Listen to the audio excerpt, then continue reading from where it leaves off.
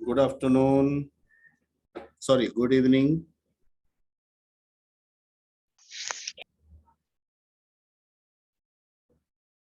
आवाज आ रही है? आवाज नहीं आ रही होगी क्योंकि नहीं, इसमें बहुत नेटवर्क स्ट्रेंथ बहुत वीकर है।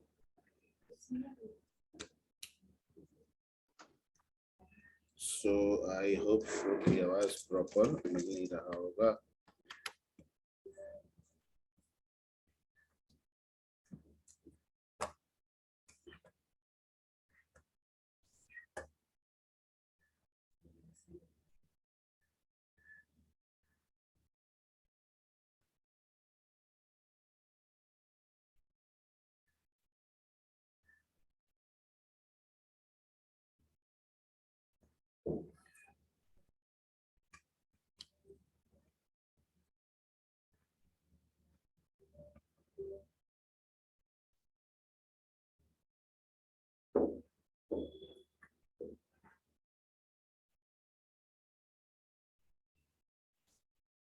ओके, आवाज आ रही है proper? Hello? Yes sir. Okay.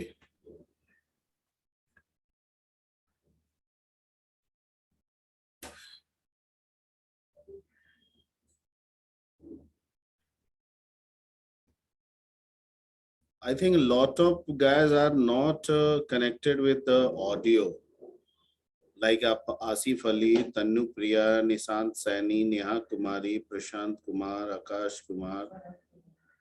अच्छा, आप यहीं पे हैं, तो जो लोग यहाँ क्लास में हैं वो लोग नहीं है, सिर्फ ऐसे ही कनेक्टेड है। खैर एनीवे,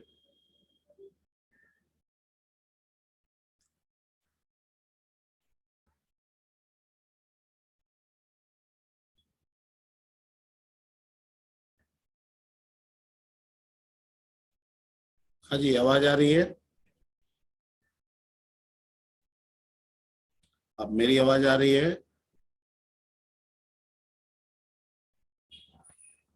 हाँ, आप लोगों की आवाज मुझे नहीं मिल रही है। हेलो?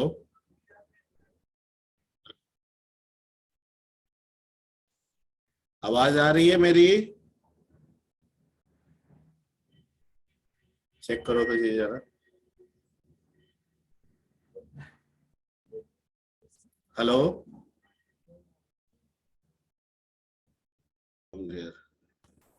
अभी आ रही है आवाज? ओके। खैर एनीवे, कुछ होगा इशू। ठीक है, तो हम लोग ऑलरेडी पिछली क्लास में सिंक्रोनाइजेशन वगैरह पे डिस्कशन कर लिए थे।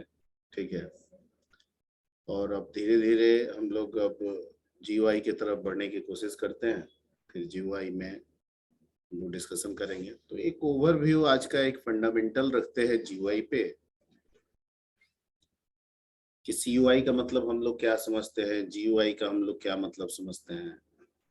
ठीक है, anyone can tell me about the CUI and GUI? What is the meaning of CUI and what is the meaning of GUI?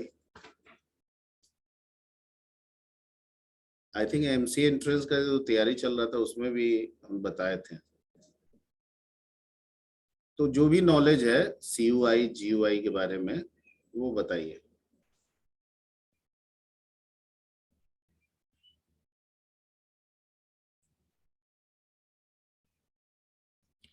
CUI एक इन्वायरमेंट भी है और एक तरीका भी है इंटरेक्ट होने का।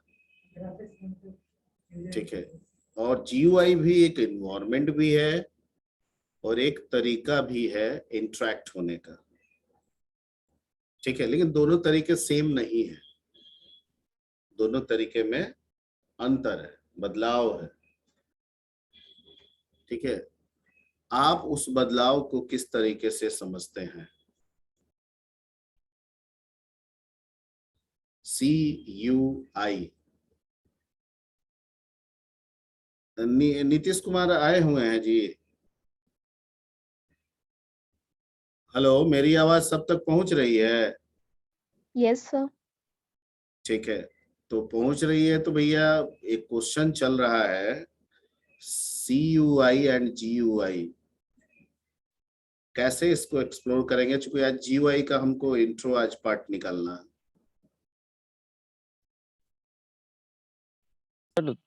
दोनों का यूज होता है कंप्यूटर से इंटरेक्ट करने के लिए। और के ये ठीक। CUI में होता है ना सर, कमांड बेस्ड, मतलब कमांड वगैरह लिख के, जैसे लिनक्स वगैरह में जो पढ़ते थे ना, उससे इंटरेक्ट करते हैं। और ग्राफिकल यूजर इंटरफेस में सर आइकन वगैरह रहता है, जैसे विंडो में है। अक्षत इज राइट। ठीक है कि भाई CUI में हम लोग कमांड वमांड लिख के करते हैं और GUI में आइकन वगैरह रहते हैं उसके थ्रू। ठीक है, तो इसका मतलब कि CUI, जो भी CUI इंटरफेस है, जो भी CUI इन्वायरमेंट हमें मिल रहा है, वो इन्वायरमेंट हमें ये फैसिलिटेट कर रहा है कि कुछ भी करना है कंप्यूटर के साथ, कोई भी काम करना है, वो काम आपका टेक्सचुअल मैनर में होगा। Am I right? Yes sir, character. हाँ, टेक्सचुअल कैरेक्टर। ठीक है, कमांड का मतलब DIR कमांड लिखना है तो भाई लिखना पड़ेगा DIR। कॉपी कमांड लिखना है तो लिखना पड़ेगा COPY, लिखना पड़ेगा ना।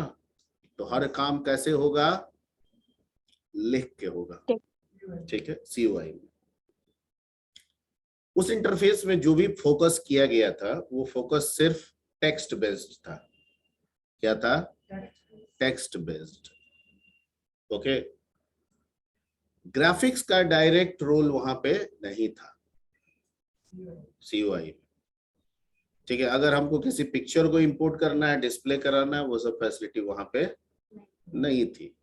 ठीक है, बल्कि टेक्स्ट में ही, तब जब CUI चलता था तब टेक्स्ट में ही कुछ फॉर्मेटिंग करके हम लोग टेक्स्ट को जोड़ के कोई हम लोग ग्राफिक्स जैसा आकृति बनाते थे उस समय।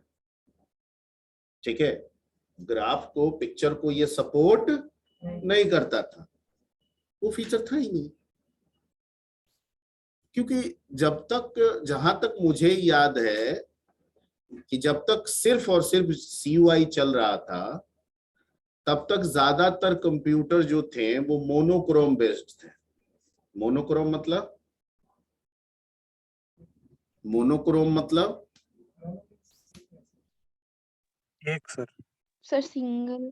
मतलब क्या? मोनोक्रोम मतलब ब्लैक एंड व्हाइट। ठीक है, शुरुआती में कंप्यूटर में मॉनिटर, आपका कलर मॉनिटर नहीं था। पहले क्या मिला? Black and white. Then after क्या हुआ? फिर उन लोगों ने ग्राफिक्स की खोज की, ग्राफिक्स पे काम किया, ग्राफिक्स एडाप्टर बनाया। ठीक है, ग्राफिक्स इंटीग्रेट किया, तब जाके हम लोग कलर पे आए। अदरवाइज उसके पहले क्या था? सिर्फ ब्लैक एंड व्हाइट। ठीक है, तो या तो बैकग्राउंड ब्लैक, फोरग्राउंड व्हाइट, या तो फोरग्राउंड, ठीक है, आपका ब्लैक और बैकग्राउंड व्हाइट, यही एक कंसेप्ट था। ठीक है, तो जाहिर बात है कि जब कलर ही नहीं है तो ग्राफिक्स तक थिंकिंग जाता भी नहीं था। बस उसी ब्लैक एंड व्हाइट फॉर्मेट में कुछ कुछ मटेरियल्स को जोड़ देते थे और एक ग्राफ क्रिएट हो जाता था। ठीक है, बन जाता था। ये पहले जमाने की बात कर रहे हैं। ठीक है, समय के साथ चीजें बदलती गई, वो ऐसे भी चीजें बदलती हैं, कोई चीज एक जैसा नहीं रहता है। क्योंकि गीता में भगवान श्री कृष्ण बोल गए थे कि परिवर्तन संसार का नियम है और परिवर्तन तो होता ही रहेगा, एक जैसा कोई भी दिखने को भी नहीं मिलेगा। ठीक है, जो आज है वो 20 साल 50 साल के बाद कुछ और रूप में होगा, कुछ और फॉर्मेट में होगा। ठीक है, वो ऐसा ही रह जाए इसकी कोई गारंटी नहीं है, परिवर्तन होना है, क्योंकि हमारी सोच भी परिवर्तित होती है। ठीक है, अगर आज कोई खराब है तो कल भी वो खराब रहे, ऐसा नहीं हो सकता है। आज कोई अच्छा है तो जीवन पर्यंत अच्छा रहे, ये भी नहीं हो सकता है। ठीक है, हालांकि अच्छा अच्छा को रखने की कोशिश करता है, लेकिन ये हमेशा हो जाए ये जरूरी नहीं है। तो हो सकता है कि जो अच्छा है वो आगे जाके बहुत अच्छा हो जाए और अच्छा हो जाए, ये भी हो सकता है। ठीक है, तो बहुत सारे इसके, there are so many. Valmiki ऋषि आपके बारे में आप लोग पढ़े होंगे, तुलसीदास के बारे में आप लोग जानते होंगे, ठीक है, वो जो एक पेड़ पे बैठ के डाल काट रहे थे कौन थे ना, तो कालिदास। कालिदास थे सर। ठीक है, तो ऐसे बहुत कालिदास, तो उनकी पत्नी ने पहले कहा कि तुम तो मूर्ख हो और जिस पे बैठे हो उसी पे काट रहे हो, भड़ाम से गिर जाओगे। ठीक है, लेकिन कोई क्या जान रहा था, उसने तो मूर्ख की संज्ञा दे दिया उसको। ठीक है, लेकिन वो तो बहुत बड़े ज्ञानी निकल गए। तो इसलिए ये चीजें होती रहेगी, एक जैसा कोई चीज होगा नहीं। तो समय के साथ साथ कंप्यूटर में, हार्डवेयर में कलर कंपोजिशन भी आया। मॉनिटर जो है वो ब्लैक एंड व्हाइट से हम कलर की तरफ बढ़ने लगे। ठीक है, हालांकि शुरुआती दौर में सारे कलर नहीं मिले। ठीक है, पहले आपके शुरू में आपका आरजीबी कंसेप्ट पे आया, रेड ग्रीन और blue, black and white plus red RGB. उसके बाद शायद 6 कलर का कंसेप्ट आया। सर RGBA क्या है? आ RGB के बाद A जो होता है, कहीं कहीं A दिखते हैं, वो क्या? RGBA कहाँ लिखा रहता है? CSS वगैरह में देखते हैं सर। CSS तो उसका कुछ फॉर्मेटिंग होगा या मिक्सिंग के लिए कुछ प्रमोशन होगा, कुछ होगा उसका सिंबॉलिक रिप्रेजेंटेशन। ठीक है, I have to search that कि what is the exactly meaning that is added with the RGB। ठीक है ना, आप वहां पे नहीं जाने थे कि इसका मतलब क्या होता है। ठीक है, जैसे ए का मतलब एडाप्टर से भी होता है, तो अल्फा लिखता है सर अभी गूगल सर्च पे। हाँ अल्फा लिखता है, अल्फा। हाँ, तो alpha, alpha yes sir, alpha. Alpha जो होता है एक वैल्यू होता है, तो वो तो मैं समझा रहा हूँ। अभी RGB मिक्सिंग में आता है, 255 का वैल्यू होता है उसका। रेड का भी 255, ग्रीन का भी 255 और उसका भी 255। ब्लैक का 0 कुछ। हाँ, ये सब। और इसमें नंबर को कंबाइन करते हैं तो आपको डिफरेंट टाइप्स ऑफ आपको क्या मिलते हैं, कलर मिलने लगते हैं। ठीक है, तो लाखों कलर इससे बन सकता है। 255 255 255 के कॉम्बिनेशन से लाखों कलर नहीं बना सकते हैं। ठीक है, तो कहा जाता है कि आज का कंप्यूटर हमारा इक्विप्ड है मिलियंस ऑफ कलर। ठीक है, तो पहले क्या था कि पहले नहीं, शुरुआती दौर में ऐसे नहीं हुआ, जो रेड है वो रेड है। अब ये रेड में भी तो बहुत सारा वेरिएशन होता है। ठीक है, रेड एक ही रेड होता है। मान लीजिए कंप्यूटर रेड को सपोर्ट करता है, शुरुआती दौर में सिर्फ RGB, रेड ग्रीन ब्लू। क्या था? Red green blue, black white. ठीक, तो अगर रेड आया, कोई चीज आपका रेड है तो वो रेड अपीयर करेगा। ठीक है, लेकिन कोई चीज सिर्फ रेड नहीं ना होता है, लाइट रेड होता है, डीप रेड होता है, मैरून होता है ना। तो कहता है कि वो सब ठीक है आपका, वो किसी भी तरह का हो, अगर हमारे पास लाइएगा तो मैं उसको क्या विजिबल करूंगा? रेड। वो वेरिएशन मैं फॉलो नहीं कर पा रहा हूं क्योंकि मेरे ग्राफिक्स में तो सिर्फ रेड है। ठीक है, उस वेरिएशन के लिए मैरून में आप कुछ ग्रीन मिलाइए, कुछ ब्लैक मिलाइए, तो शायद वो, हाँ, मल्टी कलर जब तक कंबाइन नहीं कीजिएगा वो मैरून बनेगा नहीं। वो कलर मेरे पास नहीं है क्योंकि मिक्सिंग का फैसिलिटी नहीं है। तो शुरुआती दौर की हम बात कर रहे हैं। फिर धीरे धीरे कलर कंपोजिशन आया, कलर मिलाने का आया, अडेप्टर को और इनहेंस किया गया। ठीक है, RGB से पहले 6 कलर पे आया, फिर 16 कलर पे आया।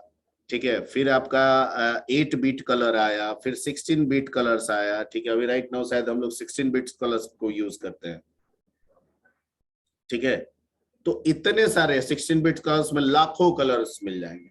तो जब लाखों कलर्स हैं तो मेरे शॉर्ट का जो कलर है ये भी कलर कंपोजिशन इसमें बन जाएगा। बन जाएगा ना। तो जैसा मेरा शॉर्ट है वैसा यहाँ पे भी क्या होगा, दिखेगा। तो जैसा आप पिक्चर को कैच करते हैं, जो इस पिक्चर को देते हैं वही पिक्चर ये अपीयर करेगा। ठीक है, कैमरा लगाए हैं, आपका कैमरा खींच रहा है, मेरा शॉर्ट का जो कलर है वही दिखा रहा है। नहीं, ब्लैक एंड व्हाइट में फोटो खींचते थे हम लोग, आदमी किसी भी कलर का हो एकदम व्हाइट बना के देता था। देता था ना, ठीक है। तो ये सब चीज था। तो खैर एनीवे, समय के साथ चीजें बदली तो ये सोचा गया कि सिर्फ टेक्स्ट क्यों, कंप्यूटर के साथ जब हम काम करेंगे, इंटरेक्ट करेंगे, तो सिर्फ टेक्स्ट ही के साथ क्यों, अब तो कंप्यूटर कलर इक्विप्ड हो गया है, ग्राफिकल हो गया है, विंडो ऑपरेटिंग सिस्टम मिल गया है, ठीक है, या मिल जाएगा। तो यही क्यों, तो हुआ कि अब आने वाले समय में टेक्स्ट के साथ साथ ग्राफिक्स, ऑडियो, वीडियो, इन सारी चीजों का कंपोजिशन होगा। Point clear? ठीक है। तो हुआ कि जो हम लोग काम करते हैं वो काम भी टेक्सचुअल मैनर में क्यों होगा, वो भी ग्राफिकल मैनर में होना चाहिए, ठीक है। जैसे इंटर अ नंबर, ओके, और हम जाके सी में लिखते हैं इंटर अ नंबर, और एक तो नंबर जाके टाइप कर देते हैं, हो जाता है। क्यों होना चाहिए? एक फॉर्मेटेड स्क्रीन होना चाहिए जहां पे इंटर अ नंबर आए, उसके सामने एक बॉक्स जैसा रहे जो हमको ये फैसिलिटेट करे कि इस बॉक्स में तुम्हें कोई एंट्री करनी है। That component is called a GUI component. उसको क्या कहा गया? जीयूआई, ठीक है। यानी आइकन्स, आप उसको आइकन्स भी बोल सकते हैं। आइकन्स के कंसेप्ट, विंडो कंपोनेंट्स के कंसेप्ट, ये सब आपके ग्राफिकल में आ गए, ठीक है। हाँ, ग्राफिकल जीयूआई जब आया तो ये रियलाइज किया गया कि GUI is more user friendly, ठीक है, जबकि सीयूआई तो यूजर फ्रेंडली था ही नहीं है। आप डॉस में डॉस खोलते हैं, डॉस खुलता है ना सीएमडी करके, आपको डीआईआर कमांड आपको लिखना है, भूल गए, कैसे लिखिएगा? उस सीएमडी आपको बताता है कुछ डीआईआर के बारे में? नहीं बताता है, ठीक है। लेकिन आप डेस्कटॉप विंडो खोलते हैं, डेस्कटॉप आता है, आप किसी आइकन के बारे में भूल जाते हैं, ठीक है। आप जाते हैं वहां पे, आइकन अपना हेल्प बताता है, या डबल क्लिक करते हैं, अंदर क्या है, कुछ दिमाग लगा के आप समझ जाते हैं। तो जो चीज भूला हुआ है वो याद भी आ जाता है, हो जाता है ना। इसलिए क्या कहा गया? User friendly. क्लियर? बच्चा यूजर फ्रेंडली का बेस्ट एग्जांपल आजकल घरों में मिल जाएगा। बच्चे 2 साल के, 1.5 साल के, 2 साल के बच्चे हैं, आप मोबाइल यूज करते हैं, ठीक है, आप यूट्यूब यूज करते हैं, उसको पता है यूट्यूब, इसको दबाने से यूट्यूब खुल जाता है, ठीक है, ओके। आप कुछ टाइप करते हैं, उसमें आ जाता है। कभी आप मान लेते हैं कि मूवी वॉच करते हैं या सॉन्ग सुन रहे हैं, गाना सुन रहे हैं, ठीक है, वो दिखता रहता है कैसे। कभी आप जाके बोल देते हैं, ठीक है, कुछ सॉन्ग्स में उसमें आता है माइक्रोफोन, उसमें जाके बोलते हैं, वो समझ जाता है इसको दबाने से बोलना होता है, ठीक है। अब उसको पता है, उस कार का शौकीन है बच्चा, ठीक है, वो यूट्यूब खोल लिया, उसको दबाया, बोला कार, अब आ गया बहुत सारा कार आ जाता है ना। अब वो एक एक करके दबा रहा है, देख रहा है, आप स्क्रॉल कर रहे हैं, वो भी। हम उसको पढ़ाने तो नहीं गए हैं, कोई नहीं सिखाया है, ठीक है। धरती पे आया तो थोड़ी मोबाइल लेके आया है, अभी नहीं है वो, कोई नहीं सिखाया, नोबडी। बस क्या कर रहा है? देख रहा है, ठीक है, देख रहा है आपको। वो 1.5 साल 2 साल का बच्चा देख के सीख जा रहा है। ये यूजर फ्रेंडली का क्या है, एक बेस्ट उदाहरण है, ठीक है, ओके। लेकिन चीजें क्या आते हैं कि कंप्यूटर में हमको जितना वर्किंग एनवायरनमेंट यूजर फ्रेंडली बनाना है, अब समय के साथ साथ हमें सिक्योरिटी का भी ध्यान, तो अगर बहुत चीज अगर हम लोग यूजर फ्रेंडली बना देंगे तो सिक्योरिटी भी क्या होने लगेगा? ब्रीचेज होने लगेगा, नहीं, सिक्योरिटी ब्रीचेज होने लगा। बहुत सारा बच्चे को मोबाइल का शुरू से ही लत लग जाता है, ठीक है। अब वो मोबाइल नहीं दीजिएगा आधा घंटा तो रोने लगता है, या देख लिया तो चाहिए हमको, हम कार वीडियो देखेंगे, ठीक है। तो एक तरह से एक पॉजिटिवनेस है, तो एक उसका नेगेटिव भी इम्पैक्ट तो हमेशा रहता है। हर चीज का पॉजिटिव पहलू और नेगेटिव पहलू दोनों रहता है, ठीक है। पर टेक्नोलॉजी है, क्या कीजिएगा, इसी टेक्नोलॉजी में आदमी है।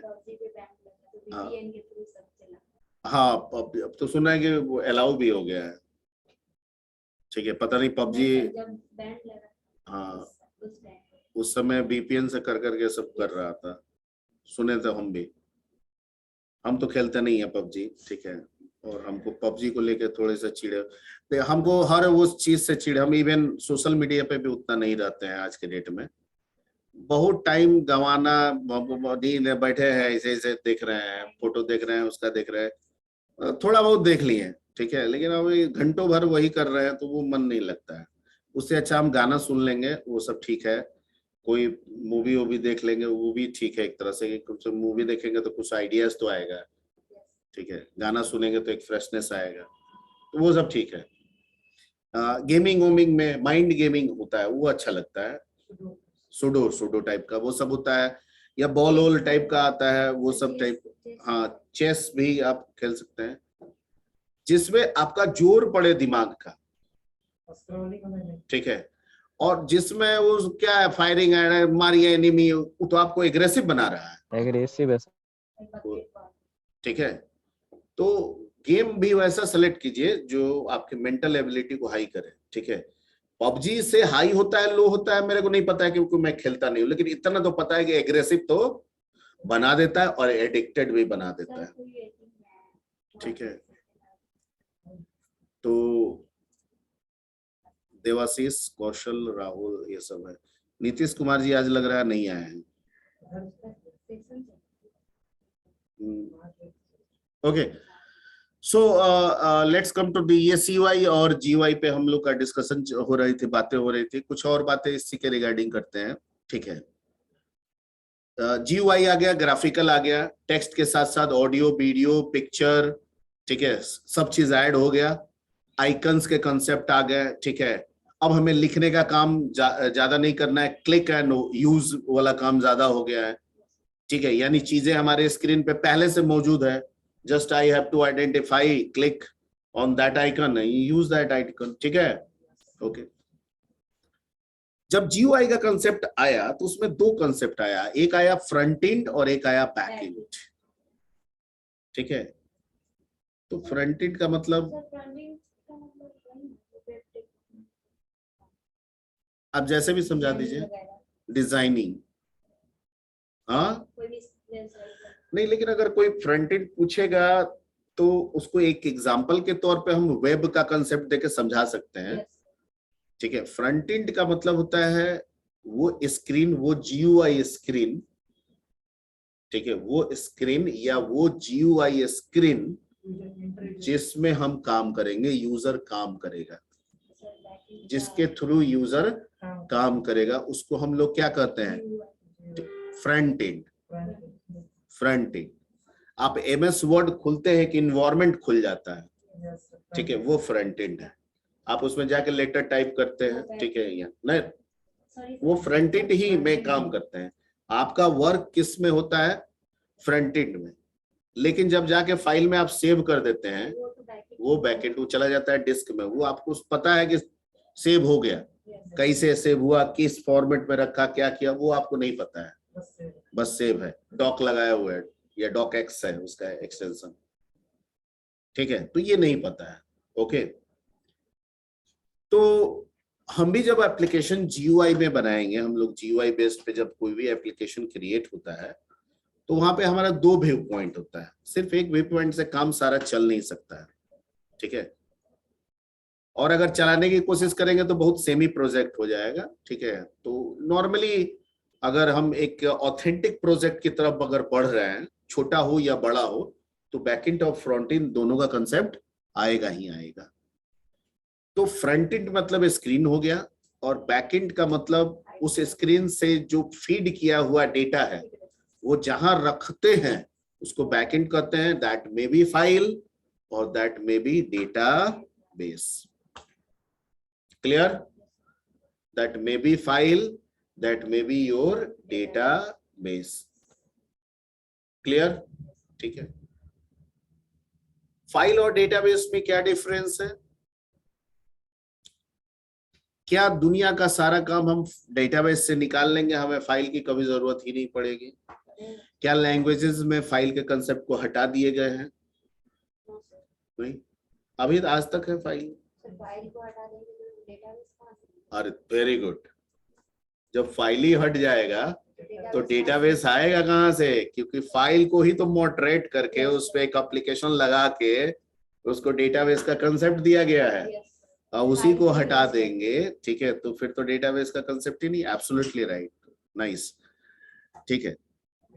पर फिर भी अगर हमसे कोई डिफरेंशिएशन आज के डेट में पूछेगा कि डेटाबेस तो समझ गए कि आपके पास रियल वर्ल्ड में जो डेटा है वो डिफरेंट टाइप्स के हैं, उन डिफरेंट टाइप्स के डेटा को उन टाइप्स के आधार पे स्टोर करके रखने का तरीका डेटाबेस है, कैटेगराइज करके रखने का तरीका डेटाबेस है, टेबुलर फॉर्म में रखने का तरीका डेटाबेस है। क्लियर? हमारे पास 3 तरह का डेटा है, रोल नेम मार्क्स। हम एक डेटाबेस क्रिएट किए, टेबल बना दिए, रोल नेम मार्क्स 3 फील्ड दे दिए, एंट्री कर दिए। रोल में है, नेम में है, मार्क्स हमको फिल्टर करना आसान हो गया, एक्सेस करना आसान हो गया, ठीक है, ओके, वो तो ठीक है। तो इसका मतलब क्या हम हमेशा अब आगे डेटाबेस का ही यूज करते जाएंगे? हमको फाइल की जरूरत कभी अब नहीं पड़ेगी। कोई ऐसी व्यवस्था नहीं है जहां पे फाइल की जरूरत हमें पड़े। कहां पे पड़ेगी?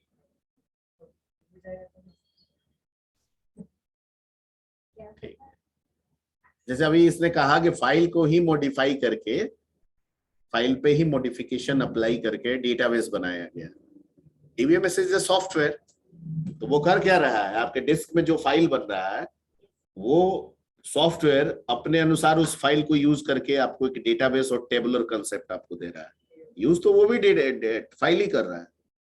मेरा क्वेश्चन ये है कि अगर हमारा सारा काम डेटाबेस से, आज के डेट में 90% काम डेटाबेस से ही निकल रहा है, इसमें भी कोई दो राय, लेकिन क्या मैं ये कहूंगा कि फाइल का यूज कभी हमको पड़ेगा ही नहीं? कैसे नहीं?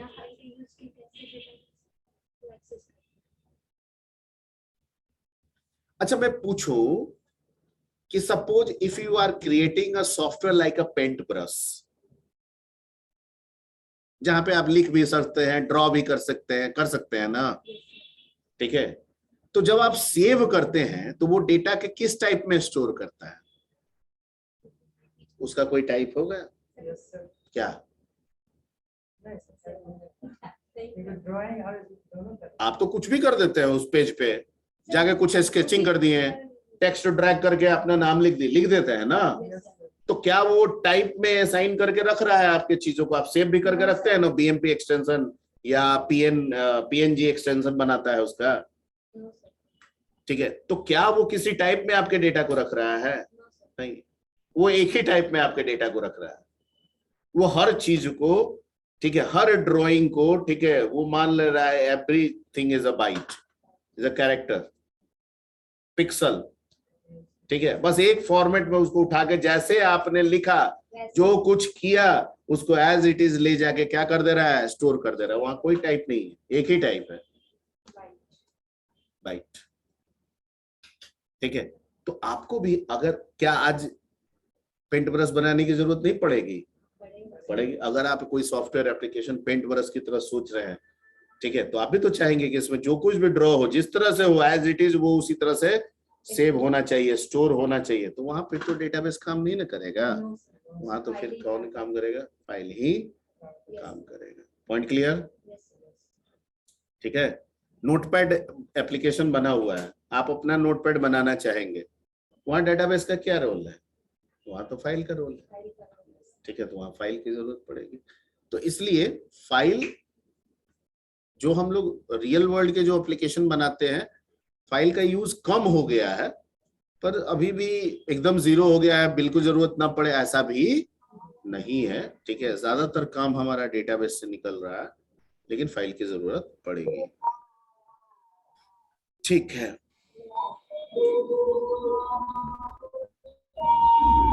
हाँ जी, रवि रंजन जी, क्या हो किए हुए हैं? हाँ बोलिए। जैसे कोई प्रोजेक्ट वगैरह बनाते हैं तो उसको पहले फाइल में ही ना रखेंगे, डायरेक्ट डेटाबेस से तो वो शो नहीं होता है। नहीं, फाइल, जैसे जो आप प्रोजेक्ट बनाएंगे, जो आप सोर्स कोड लिखेंगे, वो तो एक फाइल का फॉर्म बनेगा, पर जब वो रन करेगा, और रन करते समय तो वो डेटाबेस, क्योंकि बैकएंड और फ्रंट एंड का कंसेप्ट रन मोड में होता है, ठीक है, लेकिन जो आप प्रोग्राम बनाएंगे वो तो एक फाइल बनेगा, ठीक है। आप चाहे जावा प्लेटफॉर्म को यूज करें, पीएचपी को यूज करें, बनाते तो आप फाइल ही है। आप HTML का फाइल बनाते हैं, .html देते हैं, जावास्क्रिप्ट का फाइल बनाते हैं .js देते हैं ना। PHP का बनाते हैं तो क्या देते हैं, .php देते हैं, ठीक है। JSP का बनता है JSP देते हैं, ASP का बनता है ASP देते हैं। कोई भी साइट हुआ तो उसके अंदर का सारा कंटेंट अगर खोलते हैं कोई साइट को वो भी कोई साइट हुआ,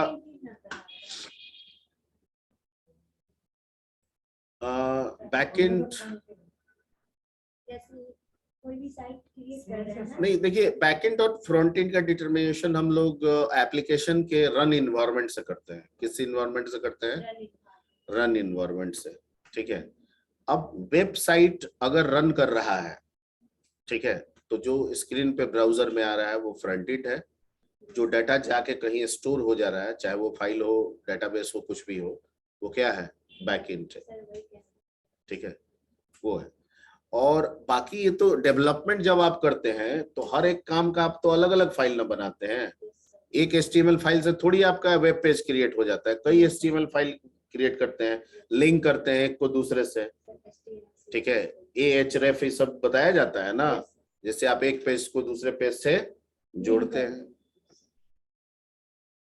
क्लियर, ठीक, ओके। थोड़ा सा GUI कंपोनेंट पे भी हम लोग को डिस्कस करना है, but that will discuss in the next class. और उसमें हम लोग डिस्कस करेंगे विंडो क्या होता है, फ्रेम क्या होता है, पैनल क्या होता है, क्यों पैनल होता है, उसकी रिक्वायरमेंट क्या होती है, टेक्स्ट बॉक्स क्या होता है, बटन्स क्या, कमांड बटन्स क्या होते हैं, चेक बॉक्स क्या होते हैं, एक ब्रीफ छोटा छोटा, हाँ अब वो आप लोग जान रहे होंगे, लेकिन फिर भी एक ब्रीफ उस पर कर लेंगे झट से, ठीक है, ताकि दिमाग में ताजा हो जाए, सबका इंपॉर्टेंस आपको पता चल जाए। And then after we will start Java में भी थोड़ा सा हम लोग को डिस्कस करना होगा, AWT पे डिस्कस करना होगा, थोड़ा सा स्विंग पे डिस्कस करना होगा, ठीक है। दोनों ही विंडो डिजाइनिंग के लिए, GUI प्रोग्रामिंग के लिए। पहले AW आया, बाद में स्विंग आया। क्यों AW जब पहले था तो क्यों स्विंग लाया गया, क्या वजह था, ये थोड़ा सा जानना होगा, ठीक है, ओके। क्योंकि आज अब जब आप यूज कीजिएगा, स्विंग भी यूज कीजिएगा, तो AWT पैकेज आपको यूज करना पड़ता है, ठीक है। तो क्या वजह है ऐसा, वो सब थोड़ा सा समझा देंगे तो क्लियर हो जाएगा। क्लियर, ठीक है। तो तुम करके भेज देना, ठीक है ना, ज्वाइन किया हो ना, ठीक है। तो आज की सेवा यहीं तक रखते हैं। अगली सेवा में मैं फिर से उपस्थित होऊंगा GUI कंपोनेंट्स और फिर जावा के स्विंग के साथ, ठीक है।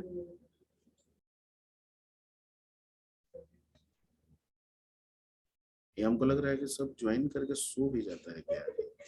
No sir, no sir, no sir. Okay okay okay, चलिए, ओके, थैंक यू।